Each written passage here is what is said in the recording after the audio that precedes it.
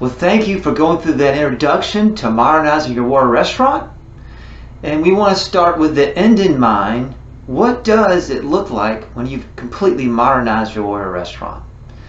And when we cast that vision, what things are we trying to fix? What's the history of that dining facility moving to a modernized warrior restaurant?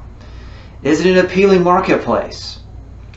Is it something that Gen Z is really going to embrace? Is it benchmarked with fast casual? We're going to tackle all this and more through the slides that follow. And I will extend you a personal invitation to get online and book some time at the end if you want to talk more specifically about your dining facility.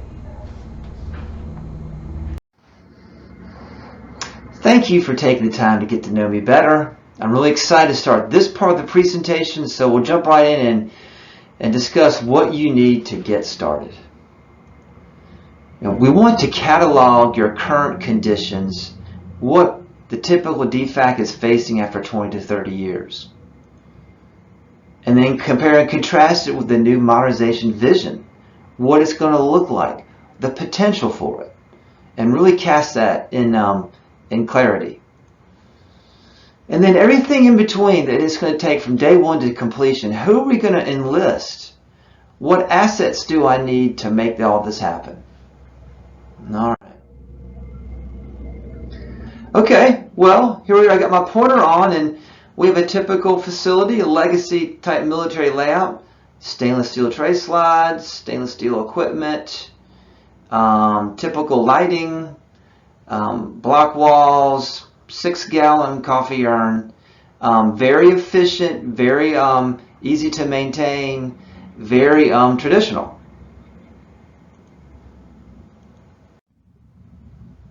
And that's really kind of a case of the cafeteria approach, right? The existing cafeteria, the old cafeterias of old, where the goal is to keep the boots moving down. You want to move them down these tray slides as quick as you can, keep them moving, get them done, be as efficient as we can be.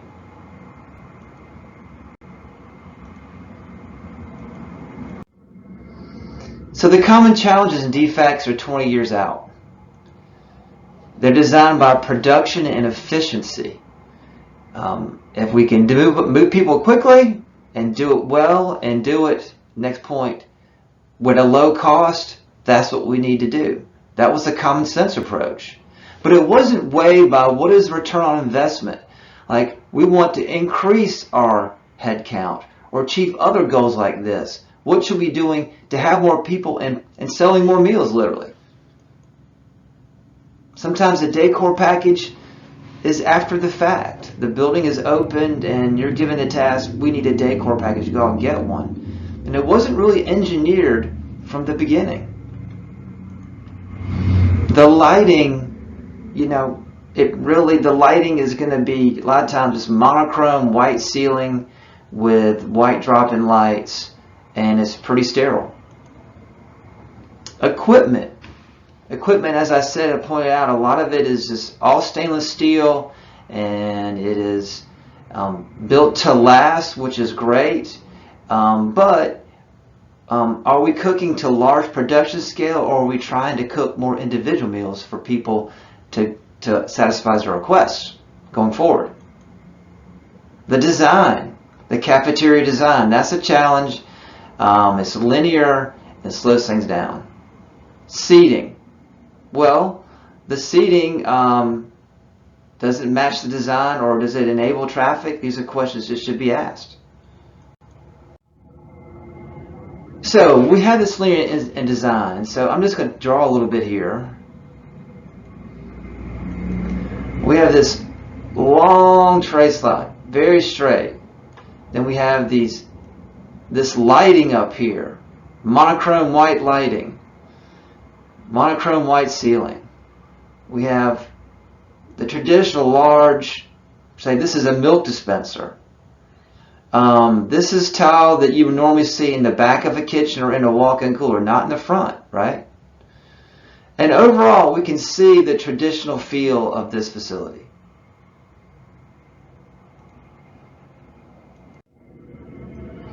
So the current DFAC environment is aging. The headcount in some cases is declining. Although there are opening new facilities, there are many facilities that are old. These facilities are stuck in time, right?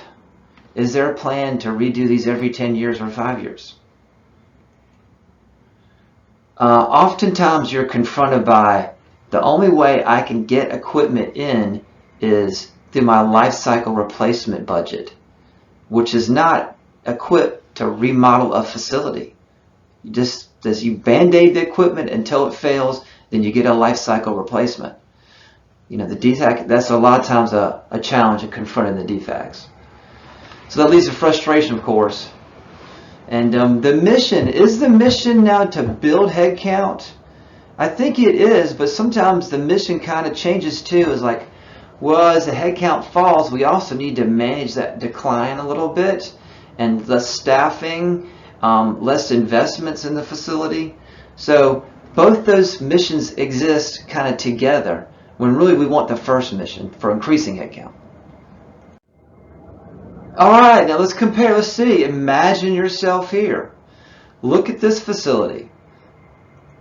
We have a nice island in the center, engagement seating, cooking in the center with a cooking suite, collaboration and coffee seating, an open space, seating chairs here at a bar heights there, sofas there, chairs here.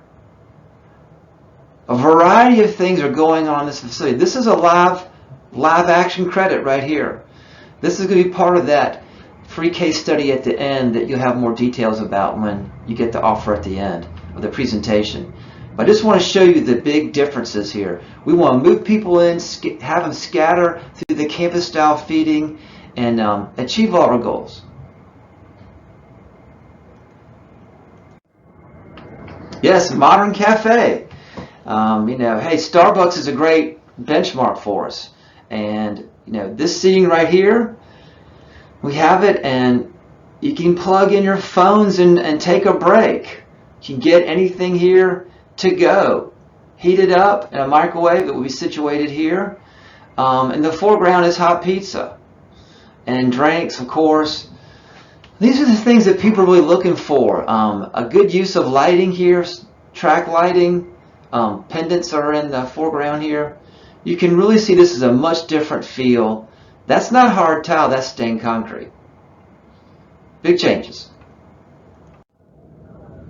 So if we're initializing modernization, we want to offer an appealing marketplace.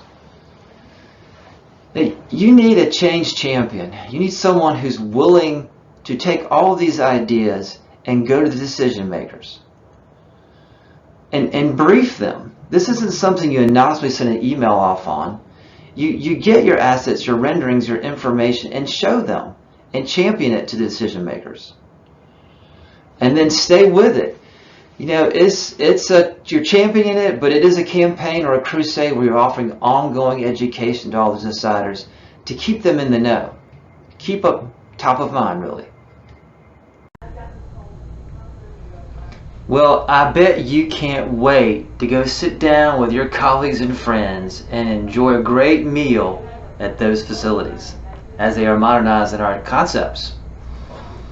So next up, we're going to tackle all the assets that you need to make your facility go. The people, the in-house design, the private vendor, other resources, champions that have to support it, funding. That's our next segment. And if you have anything specific about your facility you want to talk, we can book some time together. Go to calendly.com/Hampton Oliver/one-on-one, and we can book a time and chat a little bit about your specific situation.